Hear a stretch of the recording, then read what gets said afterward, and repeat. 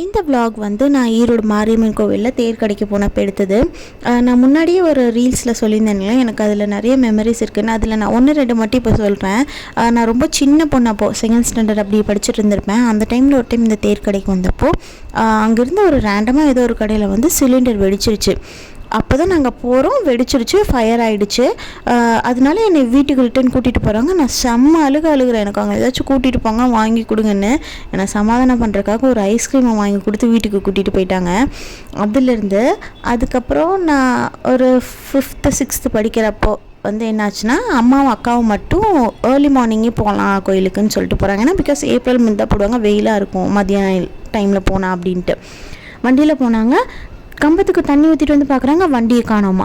அப்புறம் போலீஸ்கிட்டலாம் சொல்லி பார்த்தா வண்டி ஏதோ ஒரு 1 கிலோமீட்டர் தள்ளி போய் எங்கேயோ இருந்திருக்கு. அது எப்படி போச்சு என்னன்னு தெரியல போல். இந்த மாதிரி மெமரிஸ் கூட இருக்குது.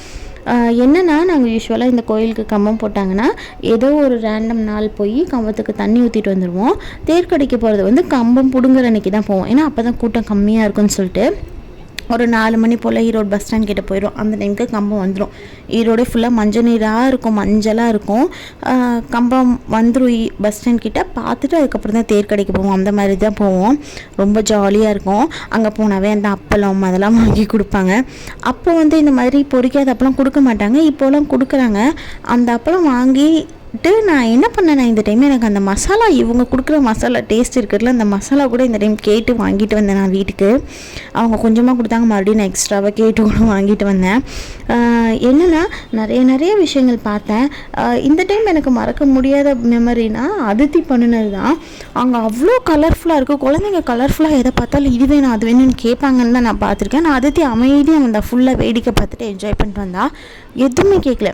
அந்த விலையில் கடையில் போய் நான் விலையில் வாங்கிட்டு இருக்கேன். என்ன கேட்கல, அவங்க அப்பா அது வேணும்னு கேட்டால் அவங்க அப்பாவுக்கு அதில் ஒரு சந்தோஷம். அந்த குழந்தை கேட்டதுனால அவங்க அப்பா அதை வாங்கி கொடுத்து கூட்டிகிட்டு வந்தார். அவள் சைஸ்க்கு இல்லை, கொஞ்சம் பெருசாக இருந்தாலும் வாங்கிட்டு வந்தோம் அவளுக்கு. அப்புறம் அதித்திக்கு வந்து இந்த சொப்பு சாமானம்லாம் வாங்கிட்டு வந்தேன். அவளுக்கு என்ன தான் இருக்குன்னு தெரியல, பிளாஸ்டிக்கில் வாங்கி கொடுத்தேன். அதையும் தூக்கி போட்டு மறுபடியும் கிச்சனில் இருக்கிறத எடுத்து வச்சு விளையாண்டுருக்கா. அதனால் இதில் வாங்கிட்டு வந்தோம். மொத்தத்தில் அதெல்லாம் அவளுக்காக வாங்கினேன்னே இல்லையோ, எனக்காக நிறையா வாங்கினேன்னு தான் சொல்லணும். இன்னும் அதை நான் எடுத்து பத்திரமா வச்சு பார்த்து விளையாண்டுட்டு இருக்க மாதிரி இருக்கு அவள் கூட உட்காந்து. அதித்திக்கு இதெல்லாமே புது எக்ஸ்பீரியன்ஸ் தான். இவ்வளோ கூட்டத்தில் க்ரௌடில் நான் கூட்டிகிட்டு போகிறது, அந்த ராட்டந்தூரியெலாம் கூட ஒரு மாதிரி பார்த்து பயந்தா, பட் ஸ்டில் என்ஜாய் பண்ணான்னு தான் நான் சொல்லணும். இந்த ஹீலியம் பலூன்லாம் வந்து நான் குழந்தையில பார்த்த மாதிரி எனக்கு ஞாபகம். இன்பிட்வீன் பார்த்தனான்னு தெரியல, எனக்கு அந்த ஞாபகமே இல்லை. அதுக்கு கூட ஒரு மெமரி என்னென்னா, நாங்கள் வந்து சின்ன வயசில் திருநூர் காலனியில் இருந்தோம். அங்கே வந்து கருங்கல்பாளையம் பக்கத்தில் அங்கே ஒரு கோயில் நோம்பி சாட்டுறப்போலாம் அந்த ஹீலியம் பலூன் விற்பாங்க. 5 ரூபான்னு அந்த ஹார்ட்டின் ஷேப்பில் ரெட் கலர் பலூன். அதை வாங்கிட்டு பக்கத்து ஸ்ட்ரீட்டில் தான் அந்த கோவில். வீட்டுக்கு போகிறதுக்குள்ள பறந்து போயிடும். மறுபடியும் அம்மாட்ட 5 ரூபா வாங்கிட்டு போவேன். எனக்கு அந்த ஞாபகம்லாம் கூட இருக்குது. நாங்கள் கண்ணில் பார்த்தது எல்லாமே அவர்கிட்ட கேட்டேன். எனக்கு அது வாங்கி கொடுப்பா, இது வாங்கி கொடுப்பான். அந்த பபுள்ஸ் கூட கேட்டுட்டு நான் வாங்கி கொடுக்க சொல்லி கேட்டேன். பட் எனக்குன்னே அது சோப் ஆயில் தானே, குழந்தைங்களாம் வீட்டில் வச்சுருக்கனால வேணான்னு சொல்லிட்டு போயிட்டேன்.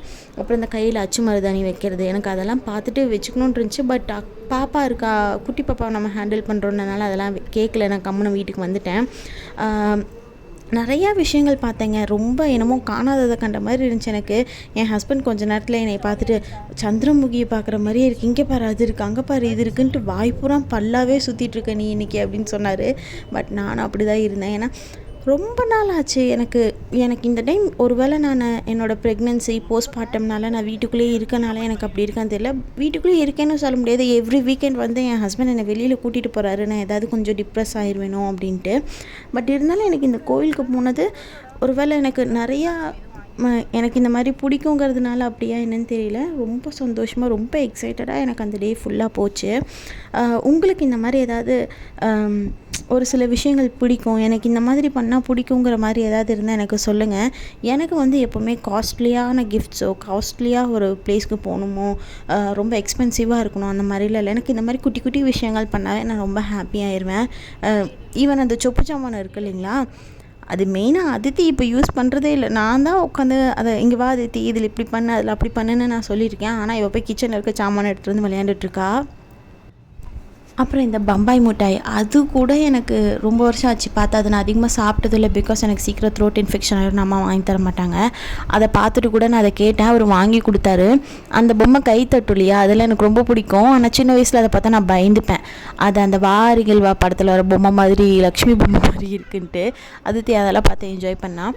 அது காரில் என்னது தூங்கினா வீட்டுக்கு வந்தது எந்திரிச்சிட்டா. அதனால் வீட்டுக்கு வந்துட்டு டின்னர் 3 பேர் சாப்பிட்டுட்டு நான் ருத்வி கூட டைம் ஸ்பெண்ட் பண்ண உட்காந்துக்கிட்டேன். அப்பாவுக்கும் பொண்ணுக்கும் ஒரே சந்தோஷம், விளையாண்டுட்டு இருந்தாங்க தொட்டிலில் உட்காந்துக்கிட்டு. அதுக்கப்புறம் இவங்க 2 பேர்த்தையும் தூங்க வச்சுட்டு நானும் நிம்மதியாக போய் தூங்கியாச்சு. பட் ரொம்ப நாள் அப்புறம் இவ்வளோ தூரம் நடந்ததுனாலேயே என்னமோ எனக்கு கால் செம்ம வலி. அதை வீட்டில் யார்ட்டுமே சொல்லலை, சொன்னால் கண்டிப்பாக செம்ம திட்டு விழுகுன்னு நான் சொல்லலை. அடுத்த நாள் காலையிலையும் செம்ம வலியாக இருந்துச்சு. இவர்கிட்ட நான் மூச்சே விடலை கால் வலின்னு. ஆனால் அங்கே போய் இது பண்ணதில் எனக்கு ரொம்ப சந்தோஷமாக இருந்துச்சு, எனக்கு ரொம்ப ஃபுல்ஃபில்டாக இருந்துச்சு. இப்போ நினச்சாலும் மறுபடியும் நாங்கள் கூட்டிகிட்டு போக மாட்டாங்களான்னு தான் இருக்குது. எனக்கு அந்த வீக்கெண்ட் ரொம்ப சந்தோஷமாக போச்சுங்க. உங்களுக்கும் இந்த மாதிரி அவங்களோட நாள் நல்லபடியாக போயிருக்கும்னு நம்புகிறேன். நெக்ஸ்ட் வீடியோவில் பார்க்கலாம்.